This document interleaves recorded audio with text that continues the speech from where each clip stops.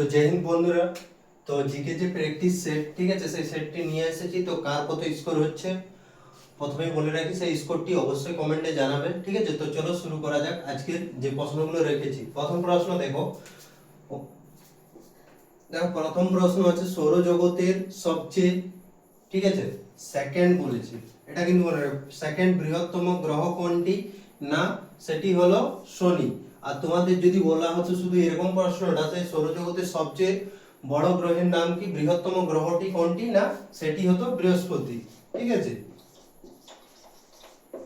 আর সব থেকে ছোট যদি বলি তাহলে কিন্তু বুধ, ঠিক আছে, যেটি সূর্যের কিন্তু সবচেয়ে কাছের গ্রহ। এগুলি কিন্তু খুবই মনে রাখবে, খুবই ইম্পর্টেন্ট প্রশ্ন, ঠিক আছে।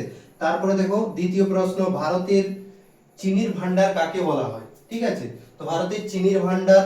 আর যদি এরকমও প্রশ্নটা আসে যে ভারতের সব থেকে বেশি আখ উৎপাদন কোন রাজ্যে হয়? না, সেটি হলো ইউপি অর্থাৎ উত্তরপ্রদেশ, ঠিক আছে। এই উত্তরপ্রদেশের অনেকগুলি প্রশ্ন হয়। প্রথমত একটা হচ্ছে যে সব থেকে জনসংখ্যা ভারতের কোথায় বেশি? এই ইউপি থেকে, ঠিক আছে। তারপরে যদি দেখি যে এই কত্থক নৃত্য, এটি শাস্ত্রীয় নৃত্য, ঠিক আছে, এই নৃত্যটি কোথাকার? না, এই কিন্তু এটি তোমাদের উত্তরপ্রদেশে। তারপরে প্রশ্ন দেখো 3 নম্বর, প্রথম এশিয়ান গেম 1991 সালে, 51 সালে, ঠিক আছে, 1951 সালে কোথায় অনুষ্ঠিত হয়েছিল?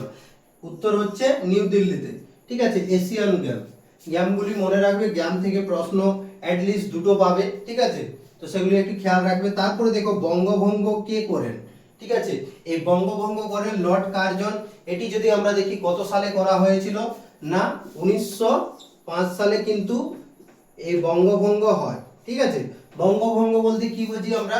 না, ভারত আর বাংলাদেশ একটি ছিল, ঠিক আছে, কিন্তু কি করলো লর্ড কার্জন, যাতে যখন দেখছে যে আন্দোলনের কিন্তু ক্ষমতাটা বা ঐক্যবদ্ধতা তাদের বেড়ে যাচ্ছে, ঠিক আছে, সেটি কমানোর জন্যই লর্ড কার্জন একটি বুদ্ধি ফানলেন, যে কি করলেন না, হিন্দু এবং তোমাদের মুসলিম, ঠিক আছে, দুটি সম্প্রদায়, তারা বলল যে হিন্দু রাষ্ট্র করে দেবো একটা, আর একটা মুসলিম রাষ্ট্র, এই নিয়ে ধর্মের মতভেদ দেখায় এবং সেখান থেকে এই বঙ্গভঙ্গ শুরু হয়।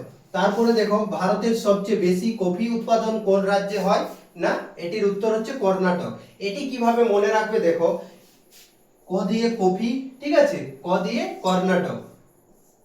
তো এটি মনে রাখার একটি ট্রিক। তারপরে দেখো ভারতের দীর্ঘতম সড়ক সেতু, ঠিক আছে, ভারতের দীর্ঘতম সড়ক সেতু হচ্ছে ভূপেন হাজারিকা সেতু।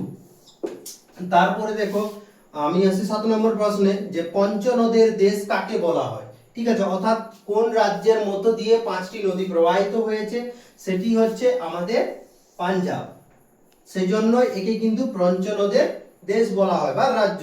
তারপরে দেখো ভারতীয় নৌসেনা একাডেমি কোথায় অবস্থিত? না, কেরালা। আরেকটা দেখবে তোমাদের সেনাবাহিনী যদি বলে আর্মির যে একাডেমি, ঠিক আছে, এনডিএ, এনডিএ একাডেমি কোথায় অবস্থিত? সেটি হবে দেরাদুন, ঠিক আছে। তারপরের প্রশ্ন দেখো 7 নম্বর, বছরের সবচেয়ে ছোট দিন কোনটি?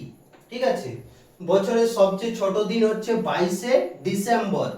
তারপরে দেখো তোমাদের কাছে 10 নম্বর প্রশ্ন আছে, আয়কর কোন সরকার নিয়ে থাকে? দেখো কর কিন্তু বিভিন্ন ধরনের হয়, ঠিক আছে, তার মধ্যে উল্লেখযোগ্য আয়কর, সেটি নিয়ে থাকে কেন্দ্র সরকার, আর একটি আছে রাজ্য সরকার, ঠিক আছে। দুটো সরকারই কিন্তু আমাদের কাছে কর নিয়ে থাকে।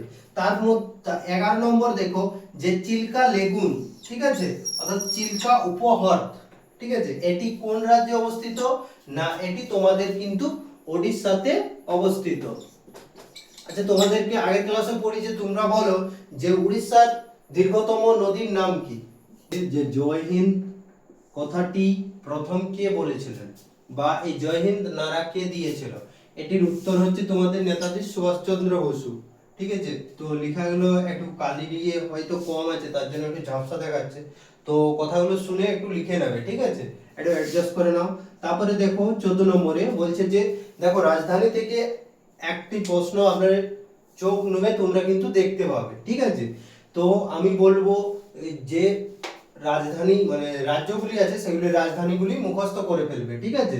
আর যদি ভিডিও চাও আমি একটা শর্ট ভিডিও দিয়ে দেবো, ঠিক আছে, সমস্ত রাজধানীগুলির একটা ভিডিও দেব, ঠিক আছে। তো ছাড়ো ওটা। তারপরে দেখো মণিপুরের রাজধানী কি না ইম্ফল। সব সময় একটুকু মনে রাখার চেষ্টা করবে পূর্ব দিকের রাজধানীগুলি, সেখান থেকে কিন্তু প্রশ্ন দেয়। যেমন তোমার হচ্ছে মণিপুর রয়ে গেল, আসাম, মিজোরাম, ঠিক আছে, তারপরে অরুণাচল প্রদেশ, এগুলি। তো তারপরে দেখো ইউএনও অর্থাৎ ইউনাইটেড নেশন অর্গানাইজেশন এর মুখ্যালয় কোথায় অবস্থিত না নিউ ইয়র্কে, ঠিক আছে। তারপরে দেখো তোমাদের কাছে যে 16 নম্বর প্রশ্ন হোমওয়ার্ক, এই হোমওয়ার্কটা তোমরা সবাই কমেন্টে কমেন্ট করো যে পশ্চিমবঙ্গের বর্তমান রাজ্যপালের নাম কি। তোমরা হয়তো রিসেন্ট শুনেছো যে রাজ্যপাল কে আছে বা জানো, অবশ্যই কমেন্ট করবে, ঠিক আছে। তো ভিডিওগুলি কেমন লাগছে অবশ্যই জানাবে, আর বন্ধুদের সঙ্গে শেয়ার করতে ভুলো না, ঠিক আছে। আর যারা নতুন দেখছো অবশ্যই চ্যানেলটি সাবস্ক্রাইব করে দেবে। তো জয় হিন্দ, আরেকবার চলো নেক্সট ভিডিওতে আবার দেখা হবে।